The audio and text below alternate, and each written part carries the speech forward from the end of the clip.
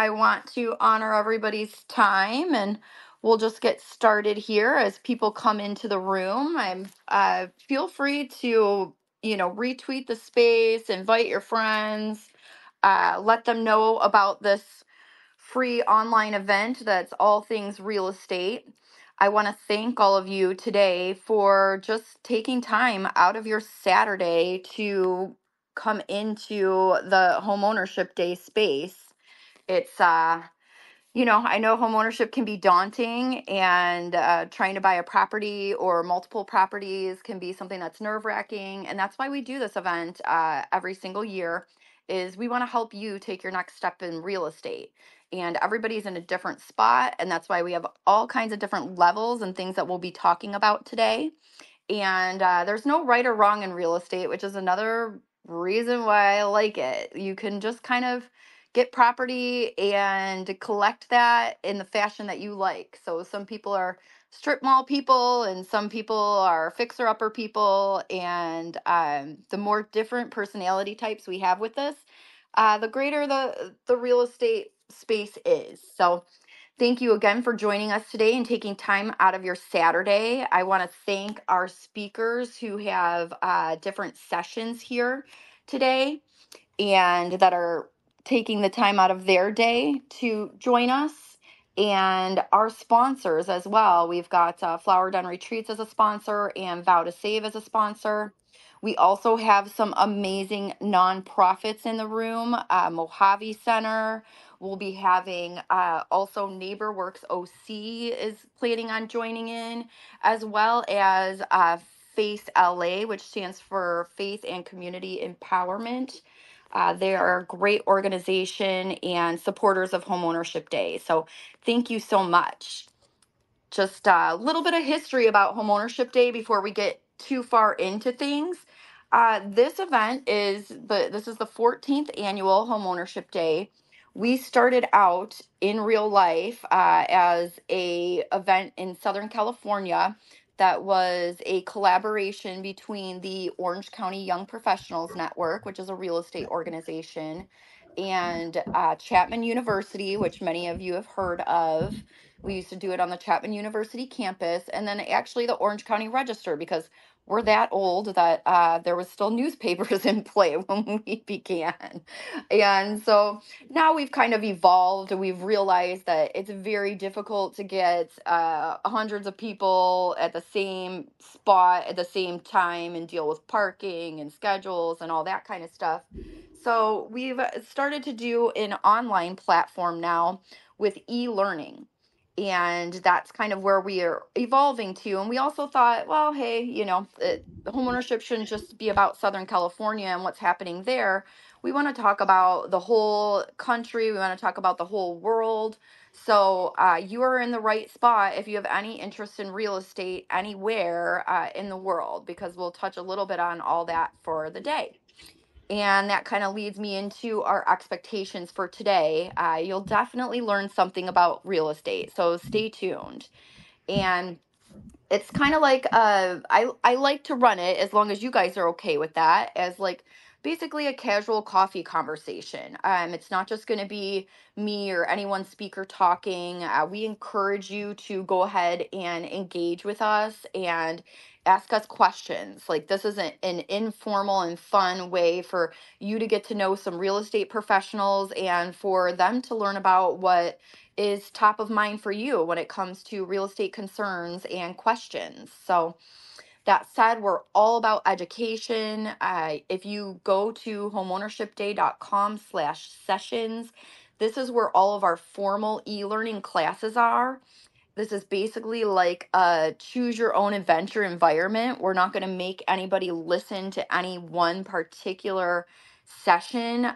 It's just about, we're going to highlight the sessions in our talk today and let you know which ones would be good for you to possibly listen to based on your interests.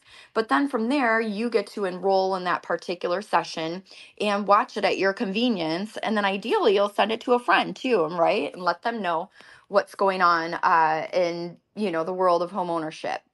So if you haven't been here in a couple of years, we've graduated from that YouTube platform onto this e-learning platform, which is the sessions page.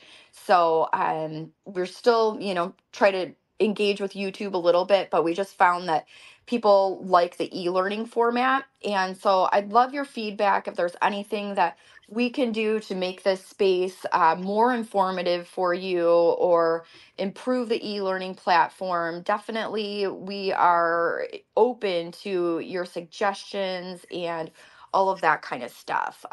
We just want you to be able to learn as much as possible. And so you will register for these sessions that you watch with your email address, but you're not going to get spammed or prospected. That's not the way Homeownership Day works. We're very much just education. We'll send you an email to remind you of the Homeownership Day event that's going to happen in the next year, upcoming years. But that's really all that we do with your email address. So just know that it's safe there. We don't sell it to anybody, and you're safe to go ahead and register for those sessions. At this time, I'd like to introduce our MC, Alan. He is going to be helping us with the, kind of, let's say, the technical stuff of this Twitter/X space, so that I can focus on just the content. Alan, do you want to talk maybe about some housekeeping items, so that people can, you know, interact with Twitter Spaces and X Spaces as best they can? Yeah, absolutely. So, hello, everyone, and welcome to Homeowners Day. I look forward to this every year. I learned so much from this space, not being in the, professional space of real estate or anything. Last year, I just absorbed so much. But that being said, just for the sake of kind of order in the chaos, you'll notice in the bottom left, if you're a speaker, there is a blue microphone or purple microphone, depending on your view of that color. And if you're at the bottom, it'll be great. If you'd like to speak, click on that microphone. That'll send us a request and we'll accept you up. If you come up as a speaker, please raise your hand. You do that by hitting the little heart symbol that'll show up once you are a speaker, and that will indicate you want to speak next, and of course someone will queue you up and get you right in the order. And it's best when someone else is speaking to please mic off. I noticed that Derek is mic'd on, but it's not causing back feed, so I didn't say anything about it thus far, but that sometimes will cause feedback and as the other person is speaking. So if you could, when you're done speaking, just make sure that you mic back off, and you do that again by hitting the microphone on off in that bottom left hand corner. If you have any questions about how X functions, or would like me to pass something on to Angie or whatever, feel free to DM me on this account. I'll respond to them quickly. I'm constantly watching for anything. It'll pop up at the top and let me know if you send me a DM. Aside from that, if you're a listener and you'd like to comment or ask a question or whatever, you can always hit the little caption bubble in the bottom right hand corner, which will allow you to open up comments. You can drop a link there to your X account, or content that you have pinned or whatever, as well as ask questions and go on there. Anything else you need, feel free to DM. Awesome. Thank you, Alan. I really appreciate you helping me with all of that. And it's just hard. The older I get, the harder it is for me to multitask with like answering questions and staying on topic and all of that kind of stuff. So thank you for joining us. And if you guys don't know, Alan hosts two regular spaces every week. One of them is on Wednesdays and the other is on Fridays. The one on Friday is really fun. It's about basically, music space, and kind of like a Friday night in your own home party. So if you know anybody that has musical talents, make sure that you follow Alan and bring people over to his space. So let's talk about our topics of discussion today. We've got quite a few of them, and I'm just going to kind of rattle them off in no particular order, but our theme, of course, first of all, is called Empowering Homeownership Dreams. So that's what we're kind of be talking about, all different levels of that today, including real estate market updates, wildfire resources, building Superadobes, going from renting to owning in Arizona, buying a dream home in Alaska, a $10,000 guarantee program for sellers to give buyers an edge, We've got Prop 19 tips from a pro, how you can take your current taxes to your next home. Of course, we're going to talk about hot areas for vacation rentals and some selling mistakes if you're planning on putting your home on the market this year. And a couple of my favorites, international buyers. We've got how foreigners can buy in Greece and in the Dominican Republic. So we'll also get a little bit philosophical about where we think real estate and rates are headed in the future here. And we always like to just know more about you guys.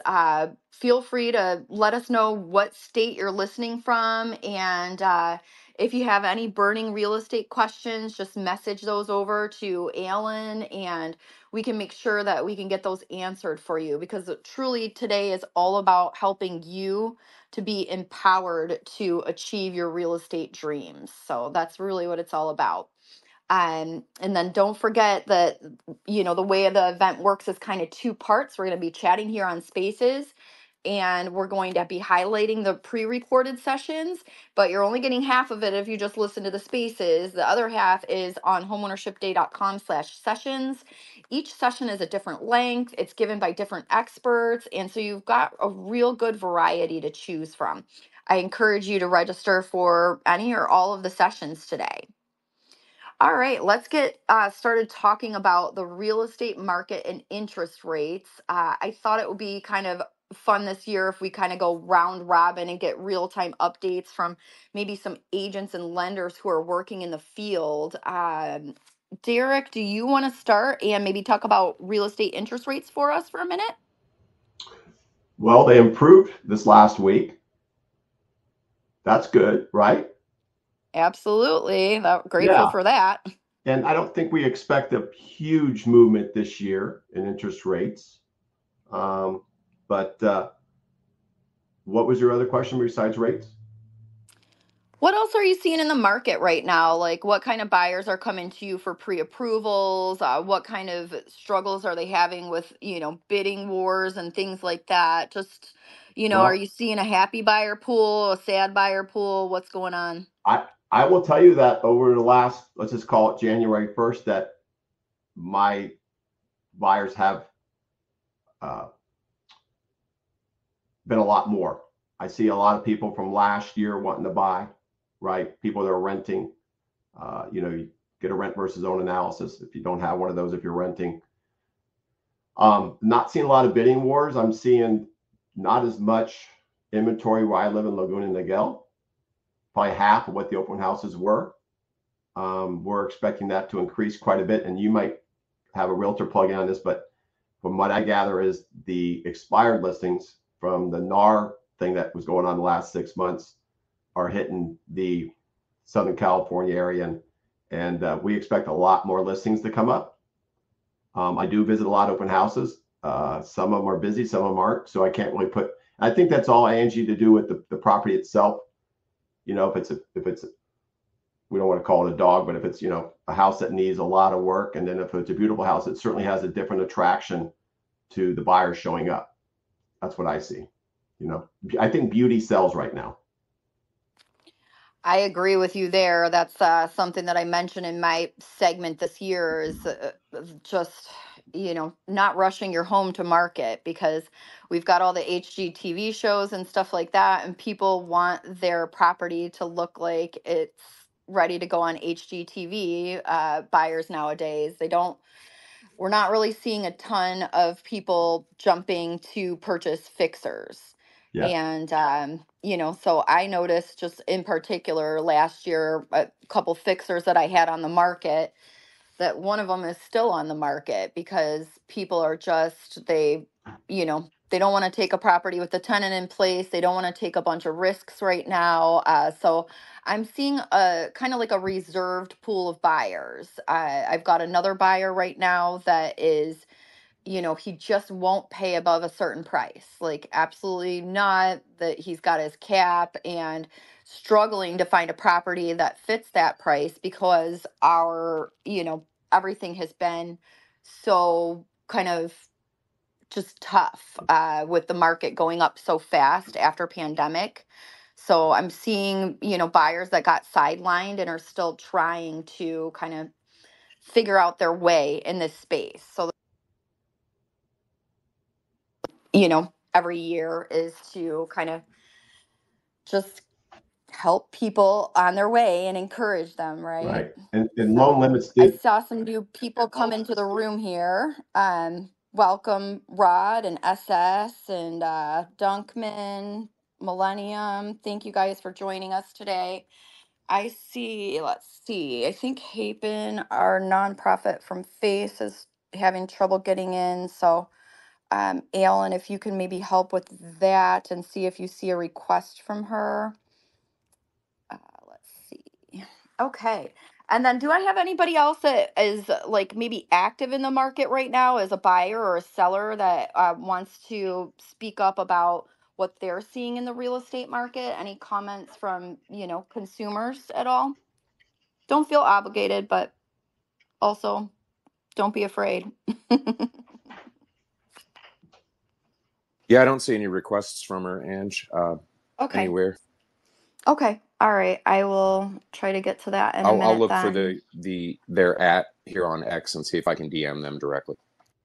Okay, perfect. Yeah, I think it's like Face Official LA and then maybe send her a DM.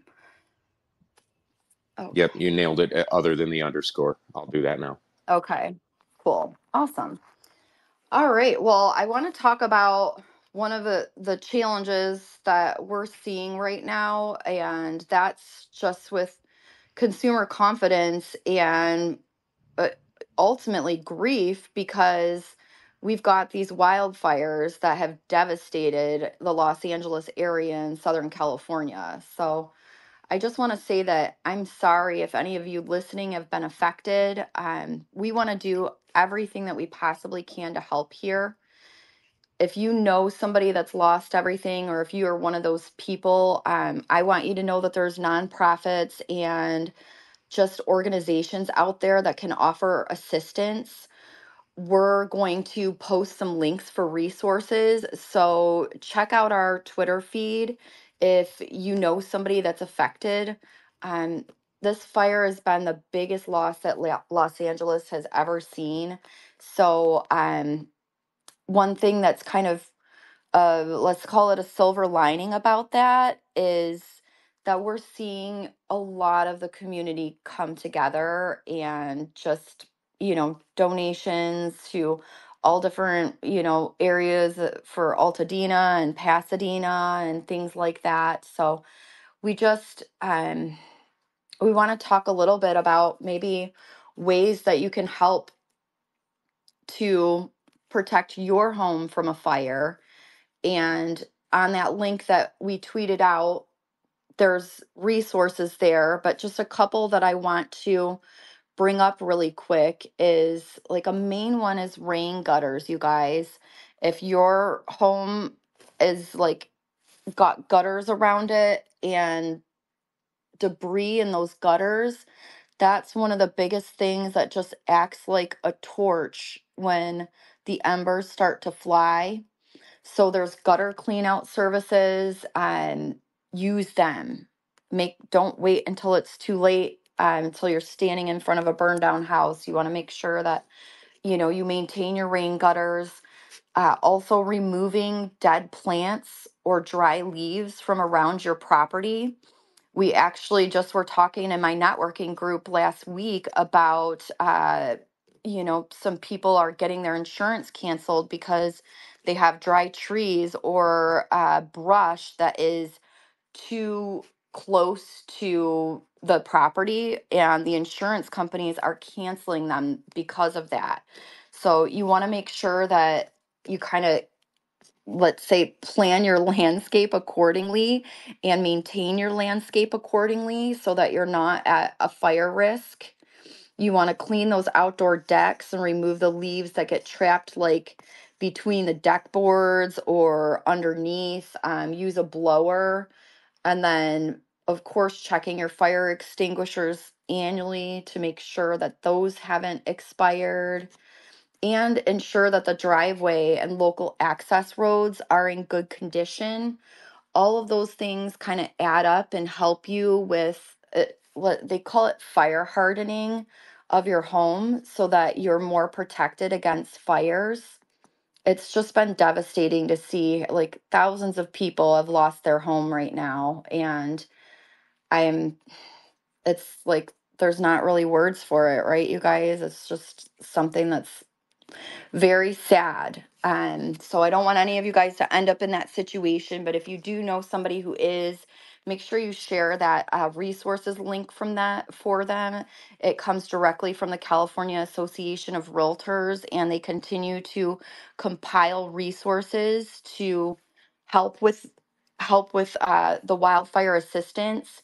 If you know somebody that's literally like without a home right now, another resource that you can tell them about, it's called Airbnb Open Homes, which is where Airbnb hosts can, they kind of, click a button on their portal for Airbnb to make that particular property ready and available to fire victims at a discount, or sometimes, no charge at all. So if you know somebody that doesn't have the funds, and they were just kind of living month to month, and they're out of a home right now, encourage them to go look on Airbnb Open Homes. And that could be something that could be helpful for them at this point in time. And let's see, while we're on that subject of wildfires, I was hoping that I could bring up Mojave Center for a minute to talk about a different method of building, one that's both fire and flood resistant. I'm not sure if you guys have heard of Superadobes, and give a like if you have, though, because I'm kind of curious to see. But if not, we'll get you educated.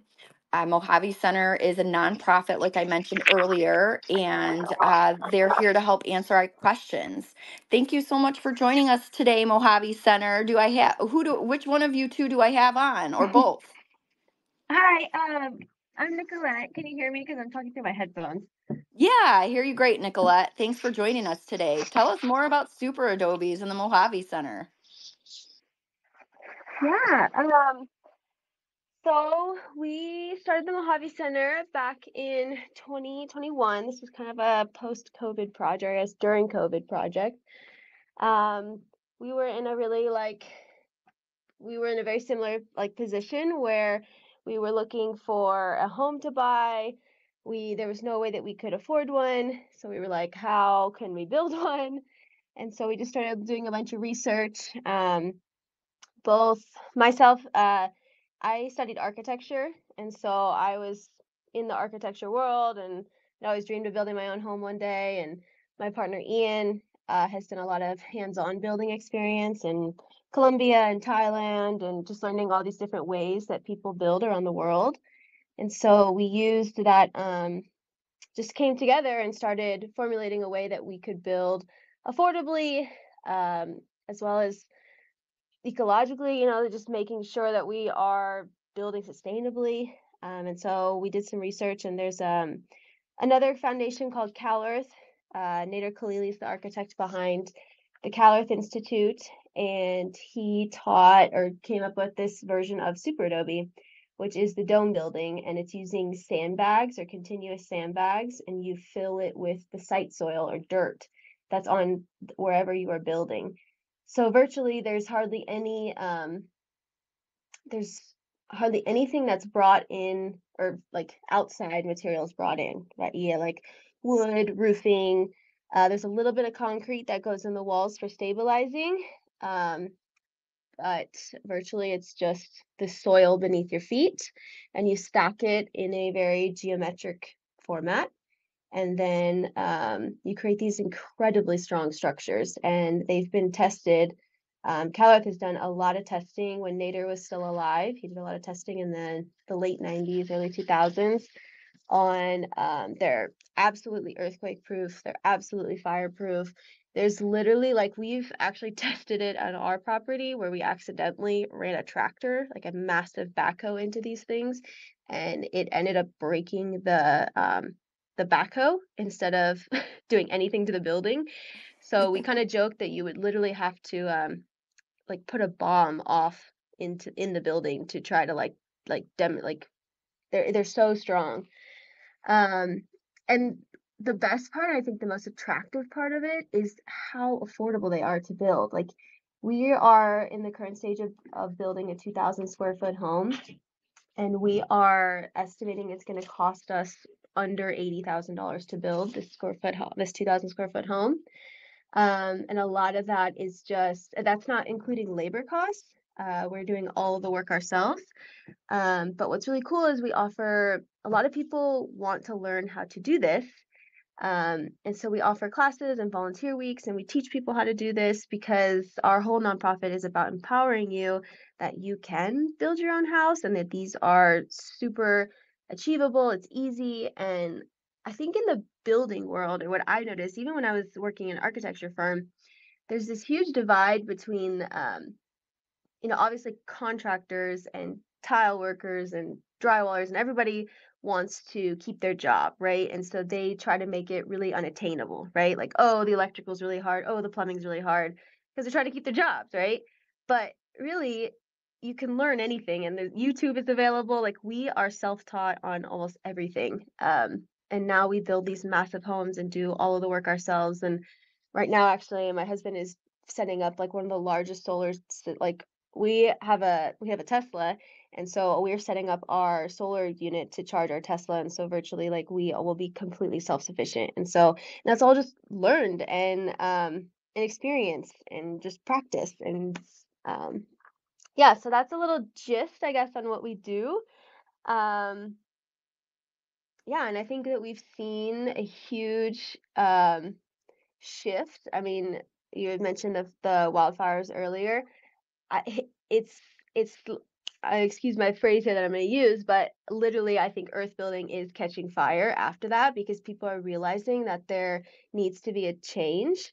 And yeah, I think back in the 90s when CalEarth was doing a lot of their testing and they were working with they were working with San Bernardino County. They were doing all this testing, trying to get it permitted and legal, get a lot of progression forward. And then they try to get this building style into the ICD, the International Building Code. And then within the last couple of years, they actually had a little bit of backtracking on it. And I think it's just since Nader died, I think it's hard for, like a leader of a project when they die. Sometimes the momentum of the project stops. And so it's things like this, like the wildfires that happen, I think spark up that initial, like, we need this change. We need to keep pushing this forward. We need to get this into the ICC. We need to get this affordable or like easy. You can permit these buildings, but it's not affordable to permit them in California right now. You have to go through, extra engineering, and that's an extra cost. And yeah, so that's, I think, what is so important right now with this, not just Superadobe, but I know that Cobb building is in the ICC and Straw Bale building is. And so it's just getting those ideas of alternative building more in the front of the radar on like, oh, you can have a quote normal looking house. It can look like a square, Mediterranean style building, but it could be made of, dirt walls or straw bales, which compacted straw bales, contrary to belief, they actually don't burn as fast. We have one of our neighbors has a straw bale building that accidentally caught on fire as well. And it took almost 3 weeks to burn, and it only burned a small corner of the straw bale building. Didn't actually catch the entire thing on it didn't catch the whole thing on fire. So there's all these different styles of building that you can build, but we just make it so hard. And the counties, sometimes we just have to like inform them and show them. And that's one of the reasons we want to build this giant demonstration dome, is to show that you can build a 2,000 square foot home. It can still have all the luxuries that you want, like your washer and dryer, and we're having a sauna and a cold plunge in this thing, in this place. And so it's just like you can have the luxuries, but it can be eco-friendly and sustainable and affordable. So yeah, there's the quick gist on what we do. I just love what you're doing, Nicolette. Like I don't even remember how I heard about Superadobes, but going to a like little half day CalEarth workshop was so eye opening for my partner Daniel and myself. We just I mean, being a real estate agent here, I see how many people struggle with affordability and struggle with, how am I going to pay for this huge mortgage payment and things like that. And I remember being on the Cal Earth campus and just, learning how they're so friendly with your existing environment. And like you said, it's not a lot of building materials. Mostly you're using the earth to build this property, and the earth doesn't burn.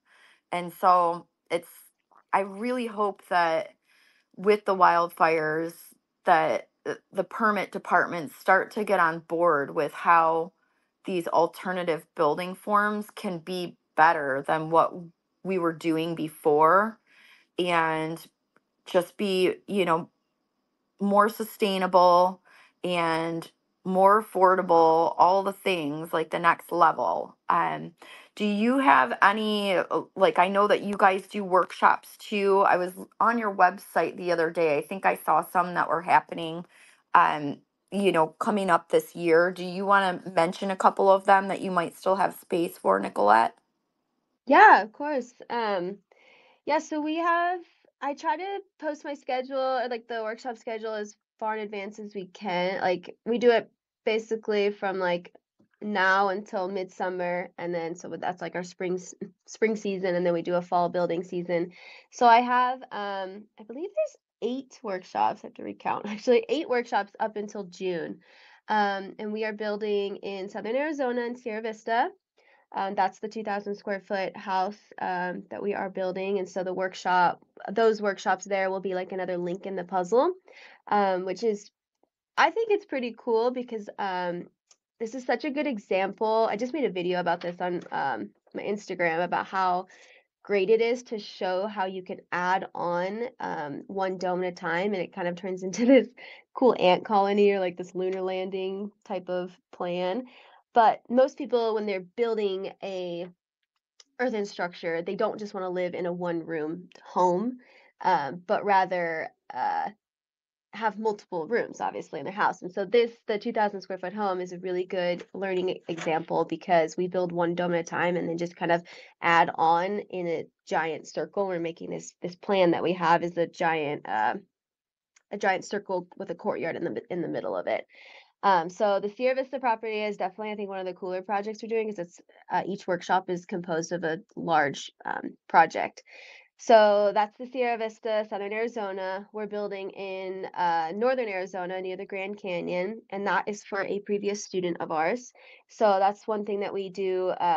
If you come take a workshop with us and we vibe and it works out and the project seems good, you got a good location and you got a good, there's a lot that goes into hosting a workshop offsite. And so we try to vet and make sure that people have the property, have their ducks in a row. And so they're able to host us to build, but we build for others. And so we're hosting for other students or previous students of ours in Northern Arizona. We're going out to Joshua Tree in March.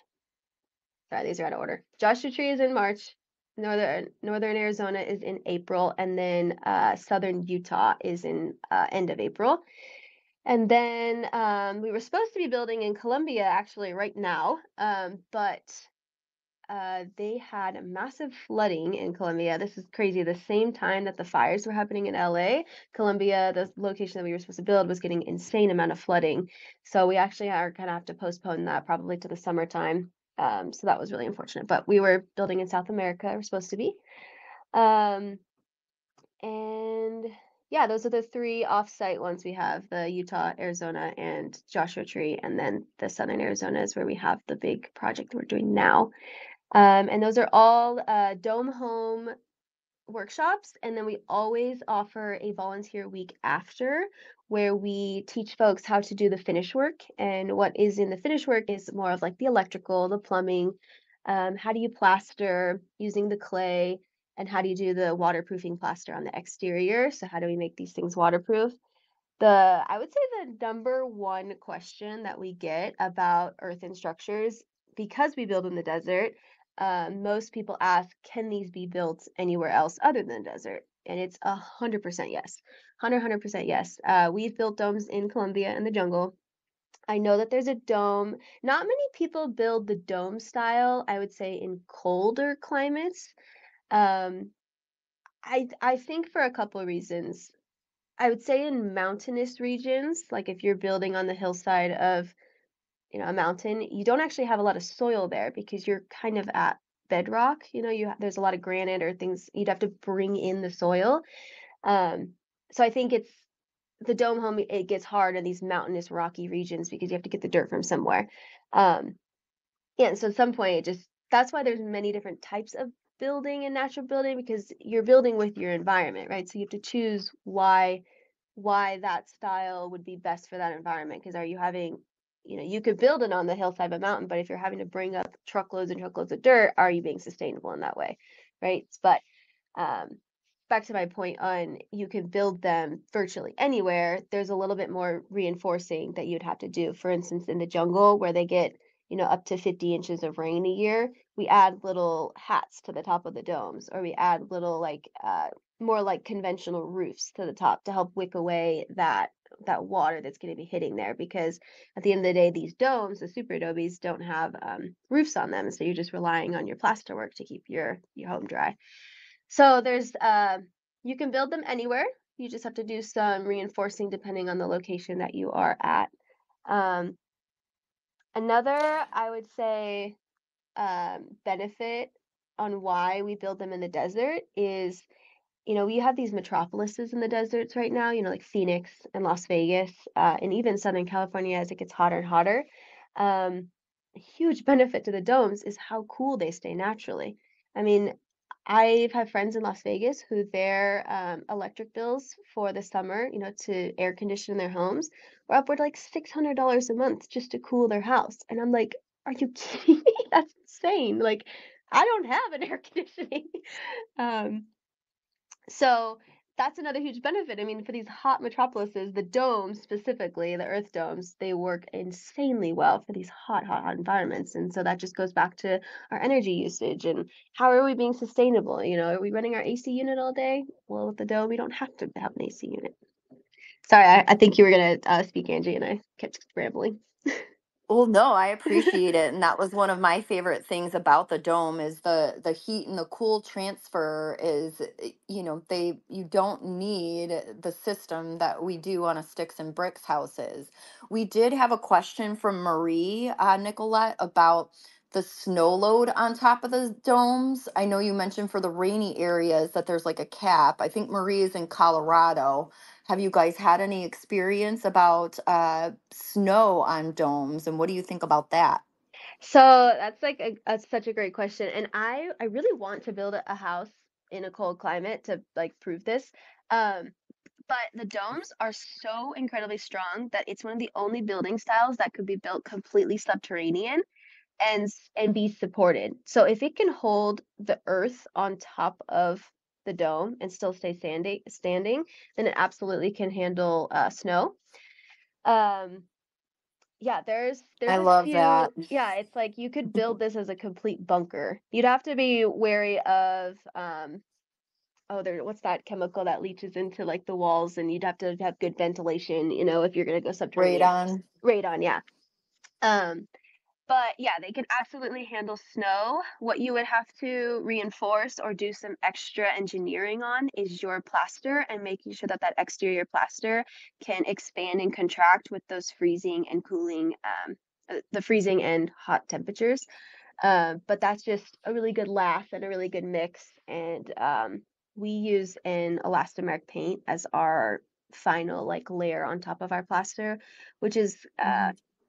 breathable and expandable, and so it's kind of just like a really nice waterproofing paint as well. But yes, they can That is so absolutely handle the cool. snow. Thank you. Well, Thank I you. encourage you to connect with Marie, and then maybe we can do a little test subject in a cold land. Yeah, for sure. That would be cool. All right. Well, thank you again for just all this information. I want to talk now to Hey Ben with faith and community empowerment. Face is a nonprofit and they're based in LA. They do so much for our community in the way of education and advocacy. Hapen, do you want to step up to the mic and let us know a little bit about what Face has been up to lately? Yes, good morning. Could you hear me? Can you hear me? Yes, we All can. right, hallelujah. um, my name again is Hey Pinim. I run a nonprofit called Faith and Community Empowerment, and we've been around 23 years, going on 24 as of March 1st. So it's right around the corner. And since today's event is called Homeownership Day, I just want to bring the good news that dreams can come true. And to be able to share some of the resources that we provide as an organization in helping people become a homeowner. And so just real quickly, we have helped over 15,000 individuals start on their pathway to homeownership. We're a HUD-approved housing counseling agency, and we are a partner with many of the down payment assistance programs. For those of you who are listening and thinking about homeownership, I want to just say congrats that you're here. There is a $380,000 difference in wealth between homeowners and renters. And so the bulk of American middle class have been able to build their wealth through homeownership. And in the past, there have been a lot of government programs that have helped people move along. But for many of us, those programs may not have come our way. And so these down payment programs are here to be able to help individuals become those homeowners. There are a lot of myths out there that you have to put 20% down. If you don't have a closing cost, if you're low income, you have a low credit score, then that your pathway to homeownership could be almost impossible. And it's not so much that some of those elements may not be true, may be true, but actually there are a lot of amazing programs that have come out to be able to help you become homeowners.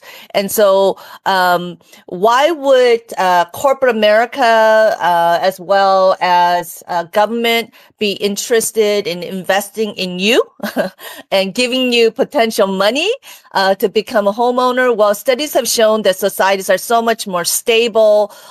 For banks, there is an incentive that when you buy your first home, then most likely your home value, your equity will increase, and you'll want to buy a bigger home, which means a bigger mortgage in which they could make money.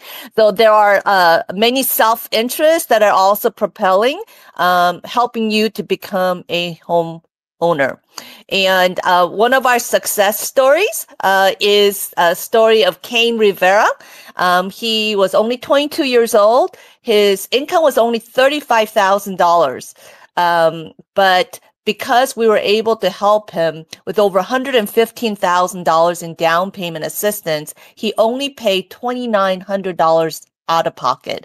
And ABC7 came to cover this event. So if you're interested in hearing many of our success stories, including Ken, you could just go to our website at facela.org.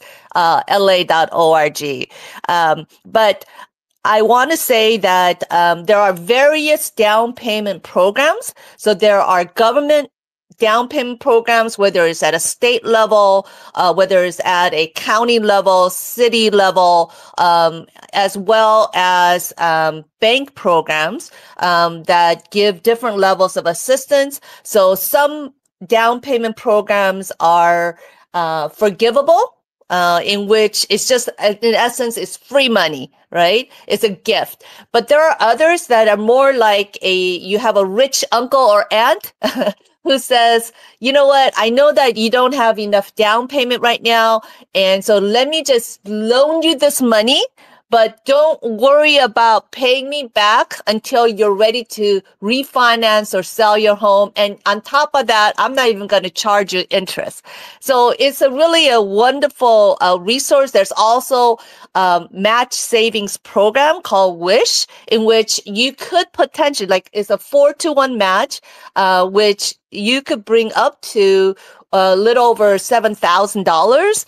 I believe it's like $7,700. But in essence, that is over $38,000 of additional money that you'll be able to then add to your down payment program.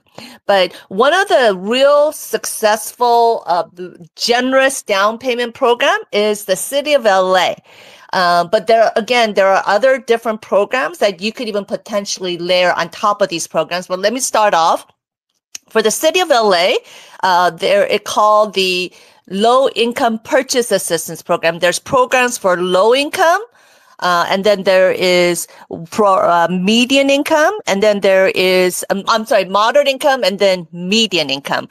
And so if you are low income, this program, again, each program kind of has its,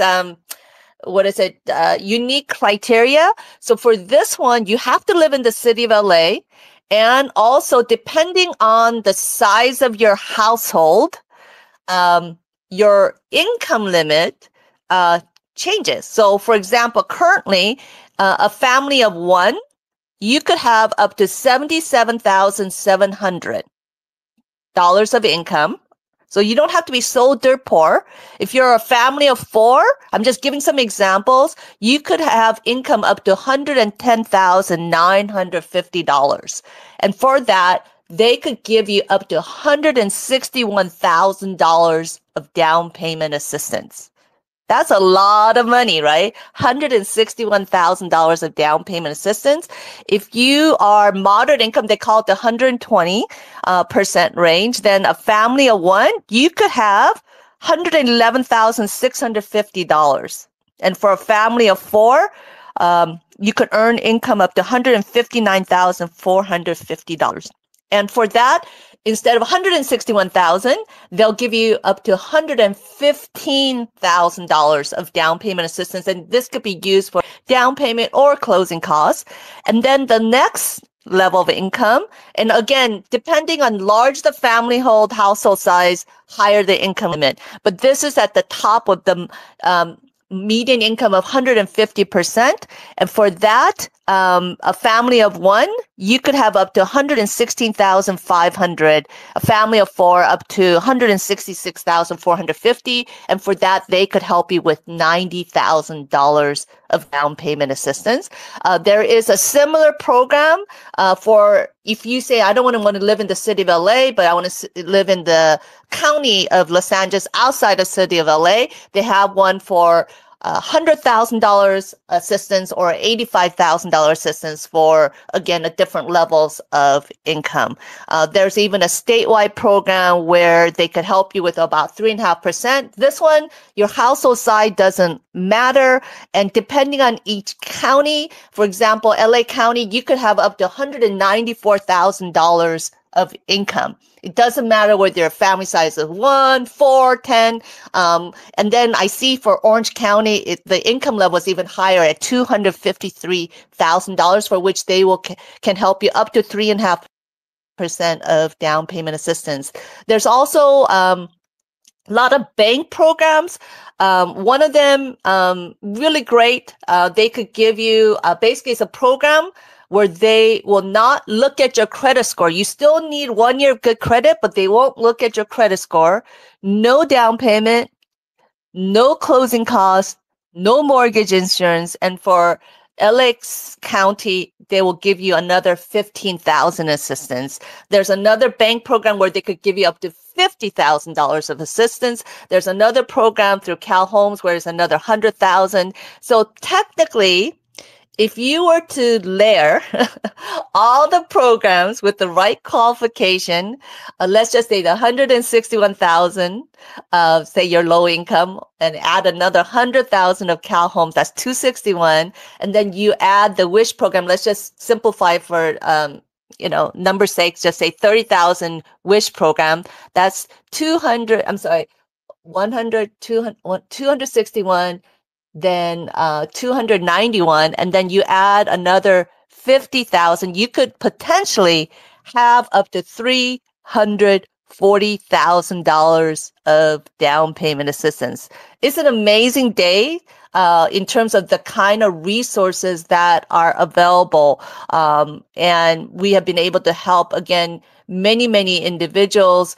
We have a story of Renee. She was living Basically, she had to quit her job because she had a child with disability. And basically, she was living with her other children with her child with disability in a 10 by 10 for quite a number of years. She had credit challenges. She was turned down by one lender. She was able to call us, and we were able to connect her with the right lender. And she's now living in over a 2,000 square foot beautiful home. So again, you could go to our website. Again, just so many stories of people who've been able to become homeowners through this program. I do want to say that one of the qualifications, again, there's so many qualifications, but one is an 8-hour homebuyer education class for which you need a certificate. And so that is something that we do offer. But I want to say that one mistake that people make that I've seen is they will take the class, but not do the individual counseling session.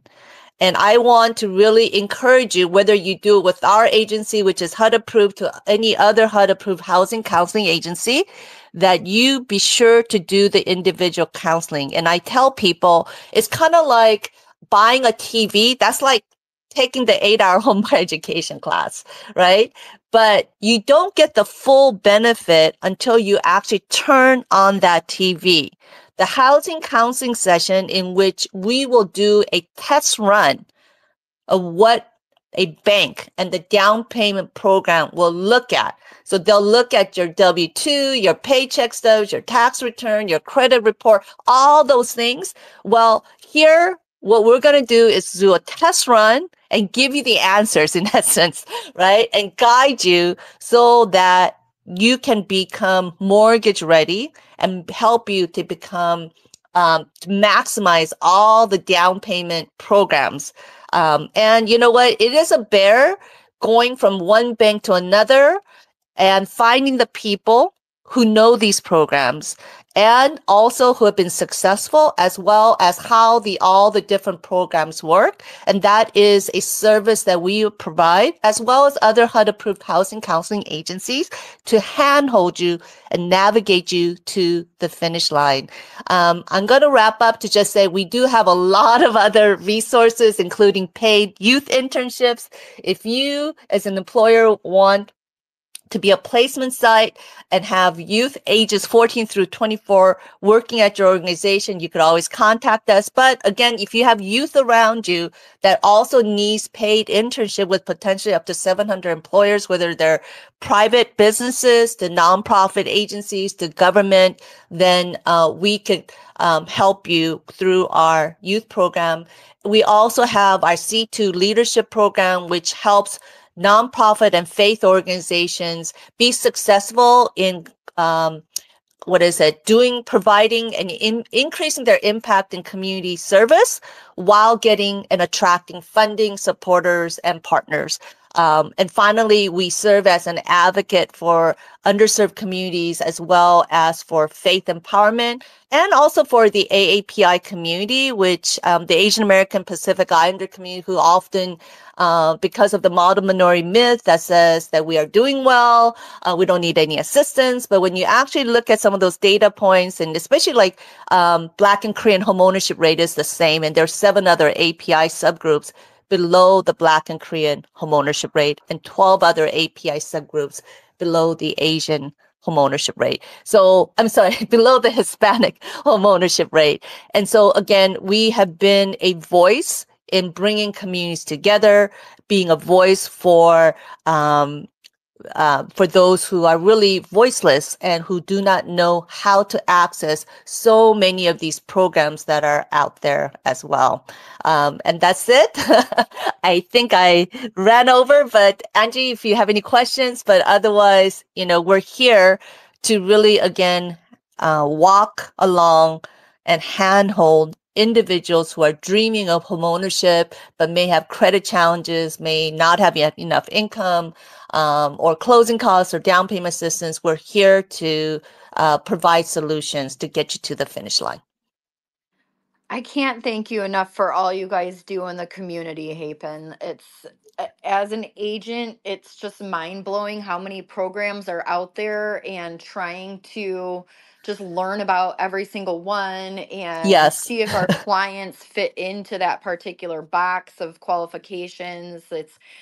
I've referred so many people your way, and they Thank always you, come Angie. back to me with just good feedback about how much they learned when they engaged with Face. So, all of you guys, make sure that you give Face a follow, that you subscribe to their YouTube channel, that you check out their website. If you need help into home ownership, then they are the people to contact. They'll definitely have not only one program, but multiple programs to help you get your foot in the door. So thank you again. I really appreciate you joining us today. I hope you stay through the duration of the event in case there's any other questions towards the end, Hapen. Thank you so much. I really, again, appreciate the great work that you're doing, and looking forward to just being a resource. And I'll try to stay on as long as I can as well. Cool. And I'm learning about great resources. Yeah, Yes. even about Mojave. So, and just our website is facela.org if people may have questions as well. Thank you, Angie. Thank you. I appreciate it. Well, now I'd like to move on to talking about some of the challenges that buyers have in the market. Derek had mentioned that the current temperature of our market right now, we're not seeing a lot of multiple offers, but I can tell you what happens in Southern California is after the Super Bowl happens, then we just have this big explosion of everybody all of a sudden wanting to buy a home. And they all tend to do it at the same time. That creates bidding wars. And Derek actually has a segment on our Homeownership Day pre recorded sessions and a program that I thought that you guys might want to hear about. So, Derek, do you want to turn on your mic and let us know a little bit about your $10,000 guarantee program, please? Yeah, thanks, Angie. To make it real simple, in my video on your link will explain this, is that when you're buying a home and you're first starting and you're talking to a lender, obviously you want to have a conversation with them.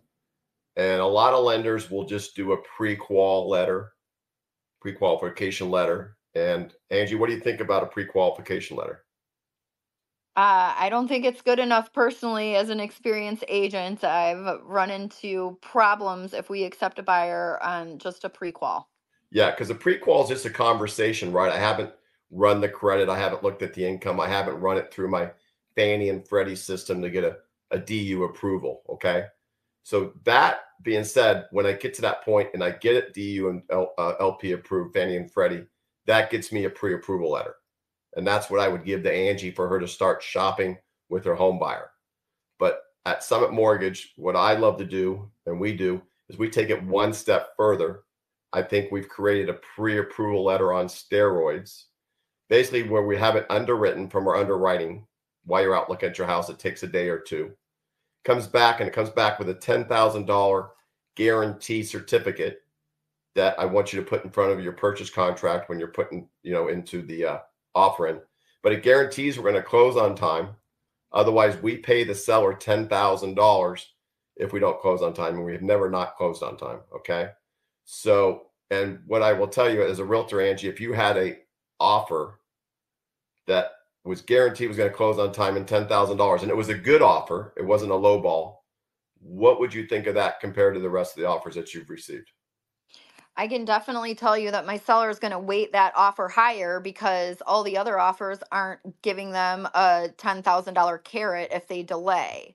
And I know from experience that the biggest reason why a property will fall out of escrow is not anything to do with the property. It's everything to do with the lender being improperly prepared to get this buyer financed. So having just like as a seller, if all offers are equal number, but you have one of them that's going to offer $10,000 for not closing or closing late, like that's huge. The seller is definitely going to weight that offer heavier than the other ones. And that just might be what the buyer needs to win the bid, especially if that buyer doesn't have as much down as some of the other buyers, or has cash offers on the table, because we all know that the cash buyers can occasionally play games, right? Correct. Absolutely. And so what I love about that is that obviously with you and your buyer, if this was for you and your buyer, you would both have a really good time out house hunting when you know you're guaranteed you're going to have some fun with it. We're going to take the stress off of it. And, we're going to sell that to the listing agent as well. And what I would say is a pre-approval letter is only as good as the lender. And I would just say, for me, what I see it, and all the time we've talked about it over the time I've known you, a lot of them are not good.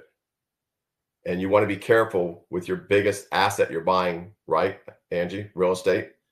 You don't want to mess with something that's not subpar. That's what I would say. Be careful when you're out there. There's a lot of people out there that are not great at their jobs in lending. Let's just say that. Okay. So I agree with you there, Derek. So all of you that are, in this space right now, if you are considering getting a loan, it might seem easy if you just have like a conversation with a lender and they tell you that you're pre-approved. But let me tell you, that's just a pre-qual. That's not a pre-approval. You're not pre-approved until you actually bring your paperwork to the lender, aka your tax returns, your pay stubs, and you want to do that, in my opinion, before you identify your property. You want to be fully pre-approved. Derek mentioned an acronym called DU, that stands for direct underwriting. You want to make sure that that loan is not only went through the loan officer, who is your point of contact for the loan, but it's went through their processing team, the direct underwriting team, to make sure that you have a full approval and that your purchase is going to be smooth. Because once you open the escrow, you want to focus your time and energy on your due diligence, making sure that that property makes sense to you, that all the things are right there, not having to deal with, oh, I need this piece of paper to get the loan. So do all that up front. I know it's not as fun, but it's going to make sure that you have a smoother transition into your new home. Do any of you have questions about getting pre-approved, about what that process looks like? We've got Derek here. He's a wealth of information. He's a certified mortgage planner. He can help you with any of those answers. Don't be shy. Feel free to raise your hand and ask a question if you're curious about what you might need to be pre-approved.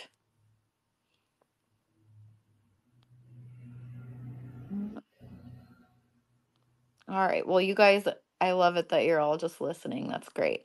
Um, Derek, please stay with us though. Oh, wait. Flower Dunn has a question. yeah. Go ahead, Flower Dunn. Yeah, thank you. One of the things that we're working on is to be able to crowdfund down payment funds through a mechanism called a DAO, or a decentralized autonomous organization, that kind of functions similar to an LLC. I'm wondering what that process is like of getting funding as an LLC versus an individual that's just trying to buy a home. Banks don't like lending to LLCs. There are options out there, but LLCs are just not a favorite for banks. So I have a couple I'm working with now.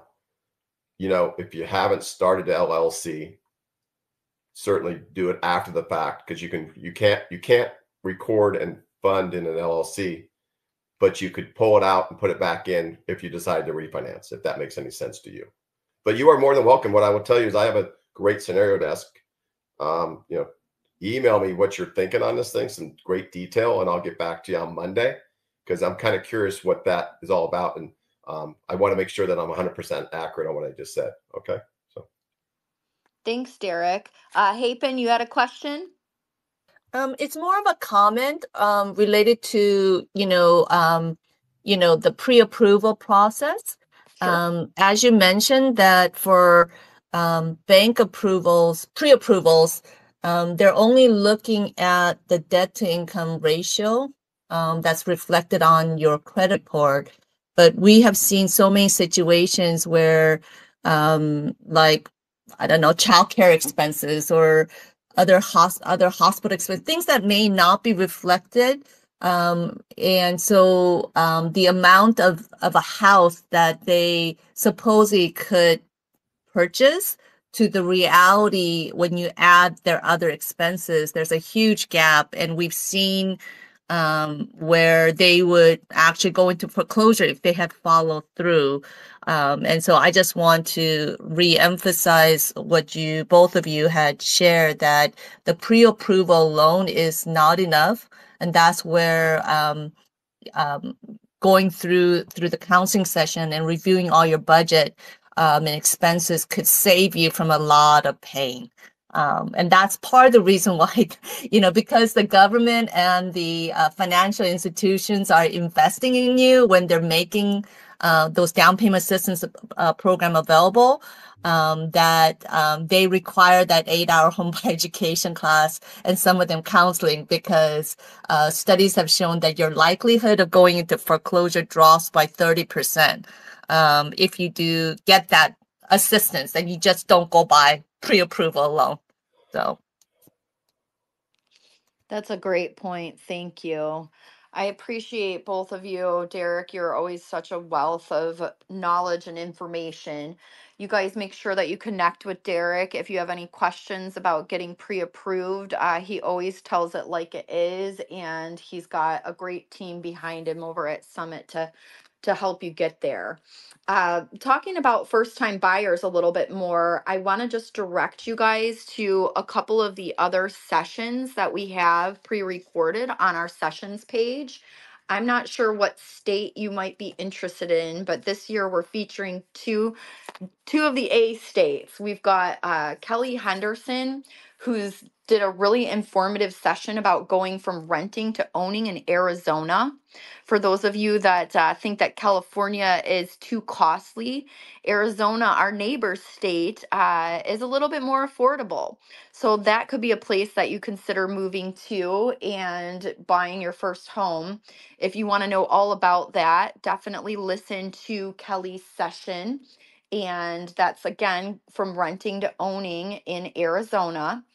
And then also we have got another session from about buying in Alaska. So if you guys have any interest about going, out of the continental US and maybe going off grid a little bit more like Mojave Center style, then Alaska could be a really cool option for you. And we've got speaker Yaman Goecker, and he did a really cool session about Alaska.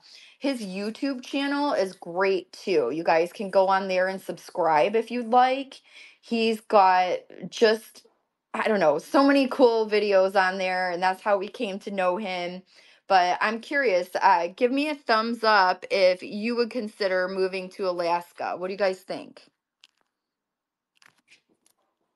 See a couple thumbs up there.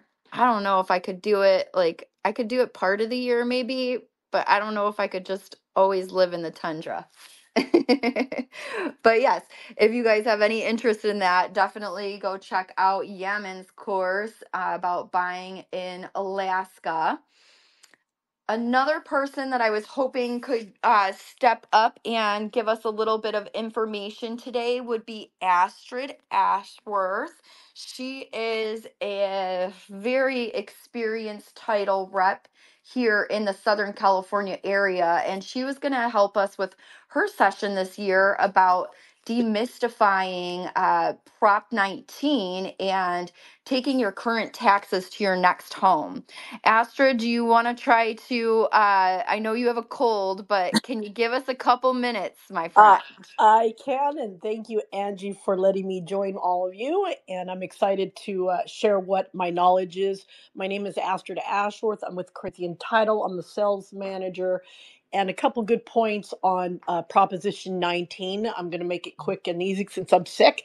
But some of the great benefits of Prop 19 is to transfer your taxes from your primary to another home. And a lot of people are not aware that in today's day that you can use these props to really transfer and save some money with your taxes. There's always a myth that, oh, I have to go buy a new house and there's, I have to pay the new taxes. So the way it works is a couple things. The rule of thumb is one person has to be 55 in the title. So that's one thing. They have to be a primary home, so it can't be an investment property or vacation rental. It has to be primary. Also, they're offering it for people that have these wildfires and disasters, which is horrible that this has happened, but they're going to qualify as well. So that kind of gives them something to use in today's world of all the craziness. Um, California also opened it in 2021. They decided that they were going to open it to all the counties. For a while, it was only 2 or 3 counties that would honor this. So now it's great. You can sell your property in Los Angeles. You can move up north. You can move down south.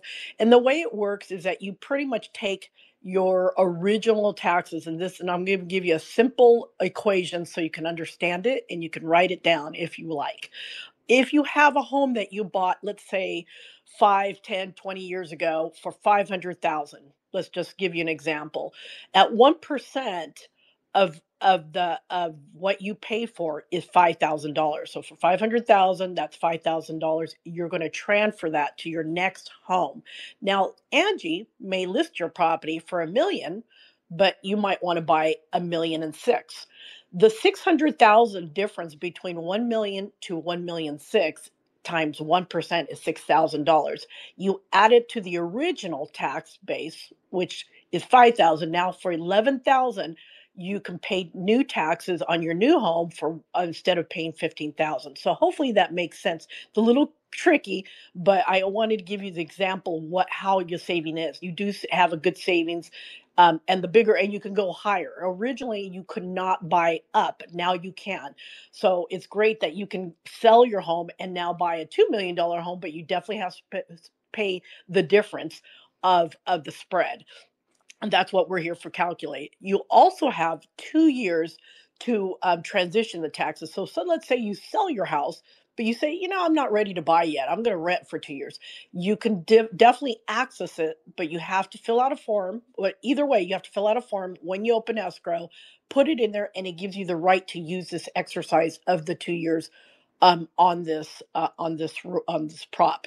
Um, does anybody have any questions? I think that's pretty much most what you need to know about it.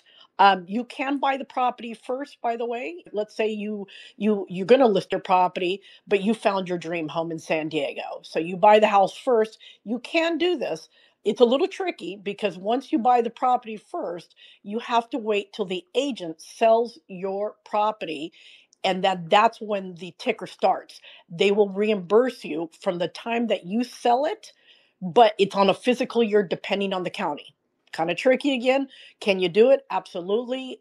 You're going to have to pay the full price of taxes on the new house until you sell your old house, and then they'll reimburse you as when you sold your original home. Okay. So hopefully, Angie, I know if I explained it right with my cold. You did a great job. Thank you. And I know it's confusing to hear the numbers when you guys are on an audio. So Astra did like a really short and sweet session that you can just go and download. And we made sure to, put in the numbers on her videos so that you can kind of see that in action and see the math in action. But I can tell you this is a huge deal for California homeowners who have owned their property for more than, let's say, 20 years. For example, you bought a property in Newport Beach for 500,000 20 years ago. That property is, similar property now is, over 2.5 million. So the tax difference in that is astronomical. And this issue was causing a lot of our, let's say, the boomer generation not to move around anymore because they would just say, I'm not going to move because I'm not going to increase my taxes by 5 times because now I'm on a retirement income.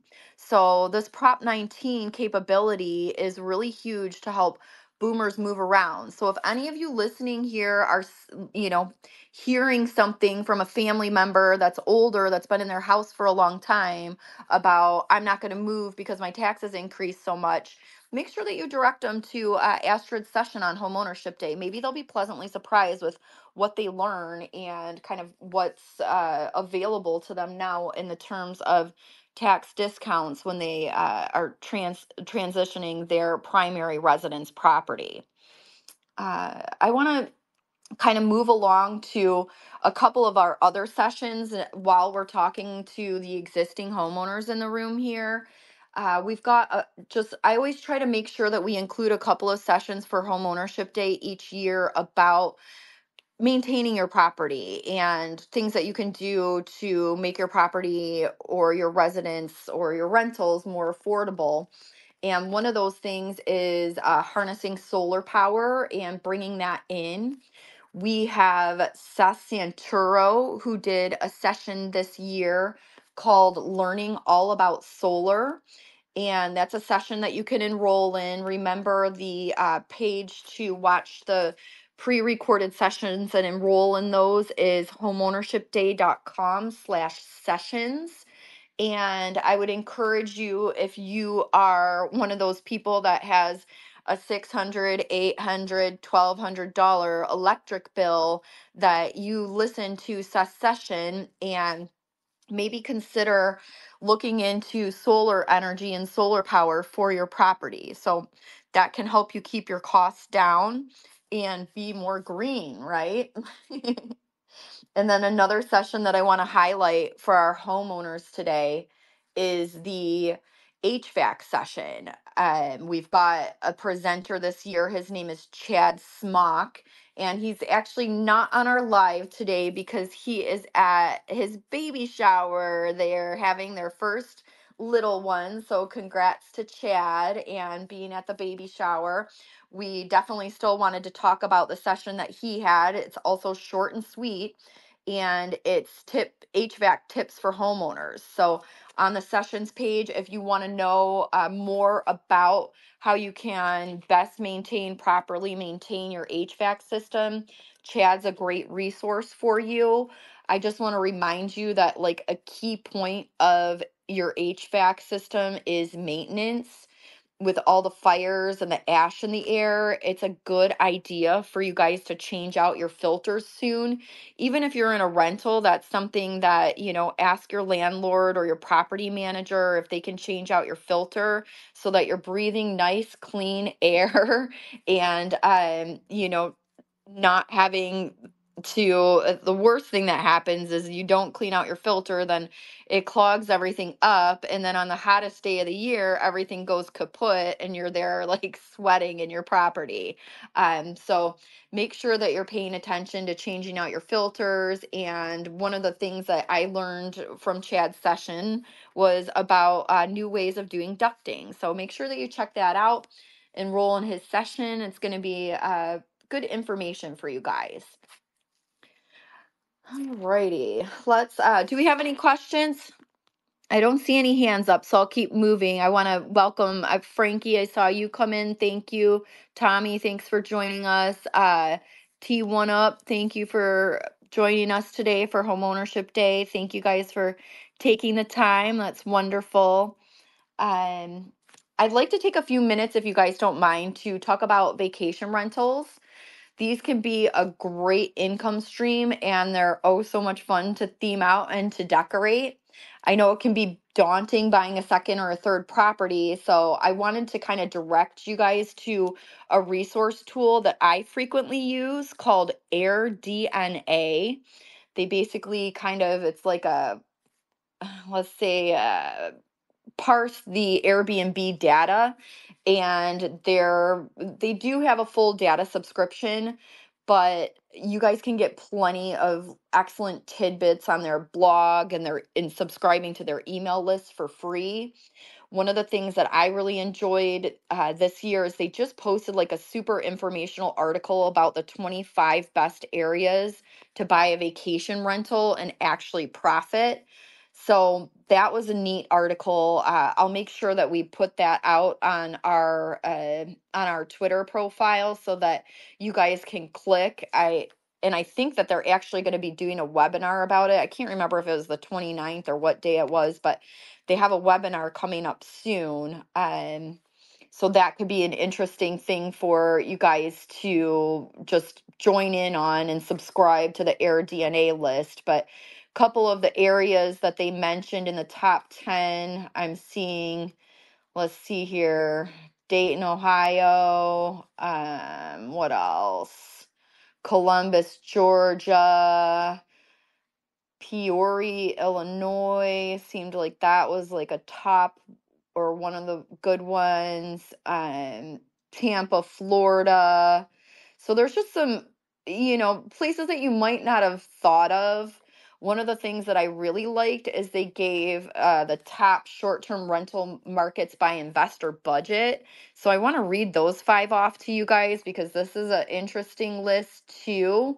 For spending $100,000 to $350,000 budget as an investor, these are your 5 areas that have the most potential for income for you in 2025. We've got San Juan, Broken Bow Lake, Oklahoma, Benton Harbor, Michigan. Hey, Michigan made the list. I'm originally from Michigan, you guys, so in case you hadn't noticed the accent. And then Michigan City, Indiana, and Finger Lakes, New York. So I know a great realtor in the Finger Lakes area. I got a chance to go through there. I think it was on a 2020 road trip that we were in Finger Lakes, and it's beautiful there, you guys. So if you're looking for cool places to own vacation rentals that are really affordable in the $100,000 to $350,000 range, that would be your top 5 list. There's a lot more on the link that we tweeted out. I'd say go ahead and check them out. I think we've got a couple vacation rental owners in the room. Do any of you guys want to speak to vacation rentals for a minute or two today?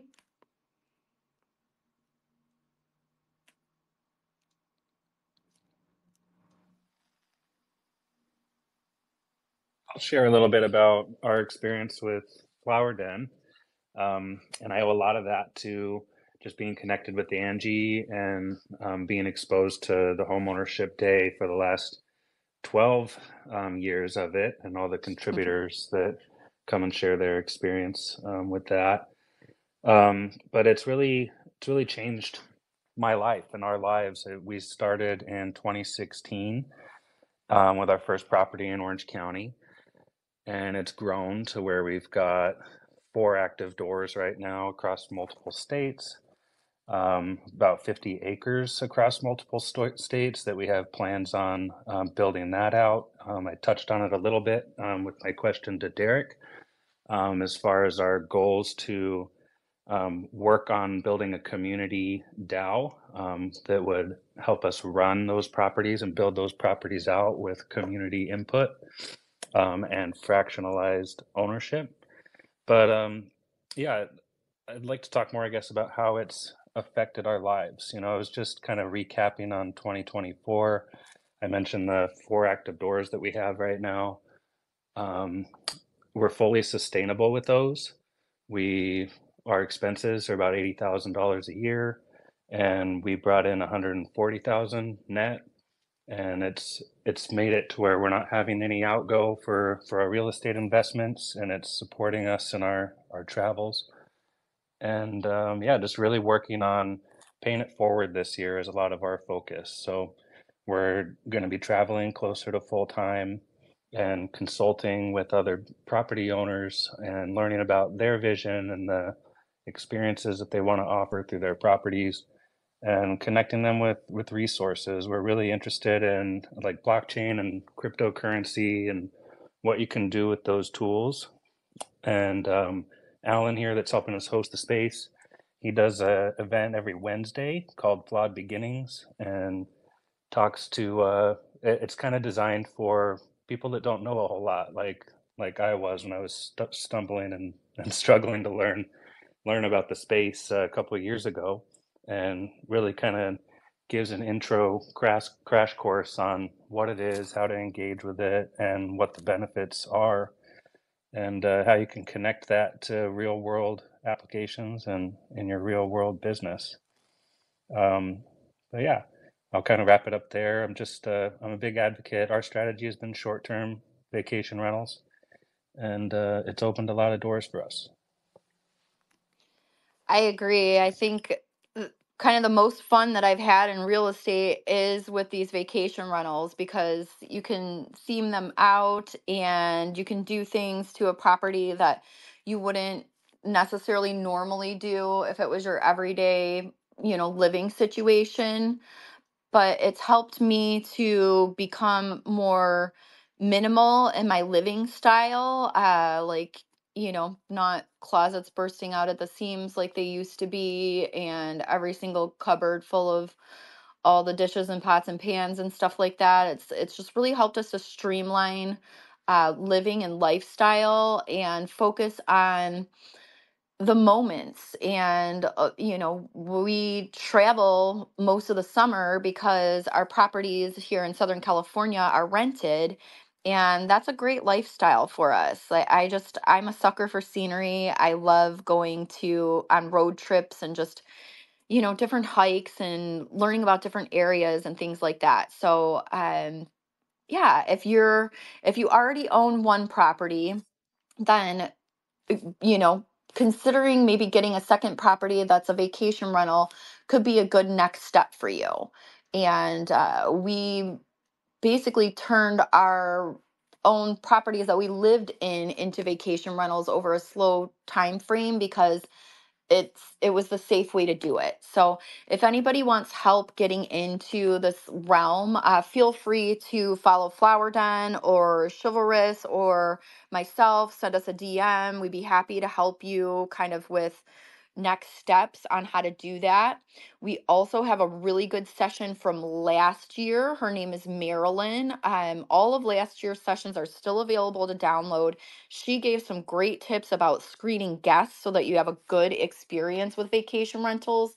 That's something that's really important. So, yeah, we're always happy to answer those vacation rental questions. If any of you on here now have a vacation rental, tweet out your link. I'd love to see it. We'd love to take a look at it, add it to our favorites list, things like that. Maybe come check it out and give you a stay. I noticed that Mojave Center, it looks like they are on Hip Camp, which is kind of a vacation rental of land website. So I didn't see that they're doing bookings right now, but I think in the future they'll be doing bookings. So you can really just try out and stay in some unique spaces through the vacation rental networks. I encourage you guys to check it out if you haven't before. All righty. Let's move on and talk for a couple minutes about selling your property. This is something that obviously, Derek mentioned that it's your biggest investment. So I wanted to just chat for a few minutes. This year, I did a session called Seller Beware: 5 Marketing Mistakes Even the Best Realtors Can Make. I just want to rattle those mistakes off really quick here. You guys can watch the session if you plan on selling soon. But those 5 mistakes are one, rushing to market. And I think I brought this up earlier today. You do not want to rush things and just put your listing up with one photo or with unprofessional photos. That's the second mistake is DIY photos. Do not do DIY photos. You owe it to your property to have a professional photographer do those photos so that you can put the best foot forward on it. Another mistake I see is no SEO. SEO stands for search engine optimization, and that basically is the process of getting that particular listing found in front of the people that don't know you that should know you.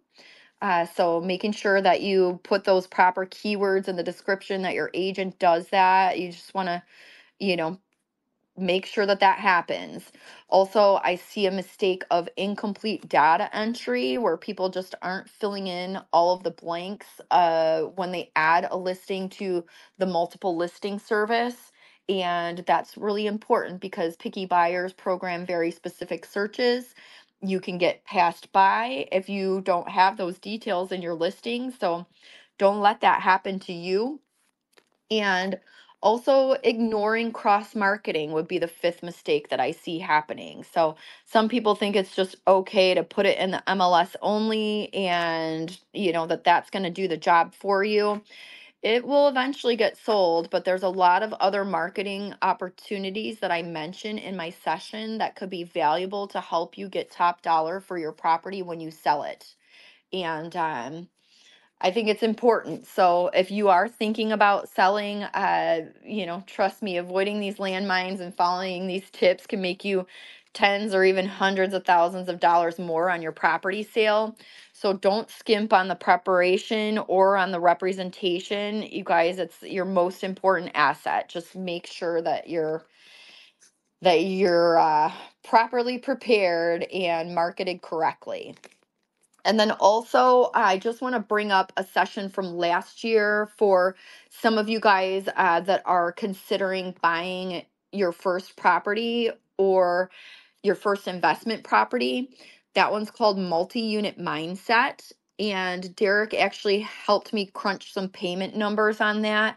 If you guys want to see some number scenarios on how a multi-unit could help you into affordability, I would love it if you went and downloaded the multi-unit mindset session off of the sessions page on Homeownership Day. It's interesting. People think, oh, well, if I can't afford a condo, how could I ever afford a multi-unit? But if you're in an area like Southern California or like Sacramento or San Francisco or any of like these, bigger cities where condos are expensive, the price per unit goes down the more units you buy. So you can do a residential loan with a property up to 4 units. So then what happens there is the other 3 units paying their rent actually make it cheaper for you to pay your portion of the mortgage. So it's basically, let's say, safety in numbers, you guys. Um, so if you're feeling discouraged and say, I cannot afford a $450,000 condo because that's basically the bottom of the barrel right now that I'm seeing in Southern California, is you're going to pay $450,000 for 1 bedroom, 1 bathroom. If that doesn't make sense to you, then you might want to look at fourplexes that are under 1.5 million. So that could be a different route for you to go.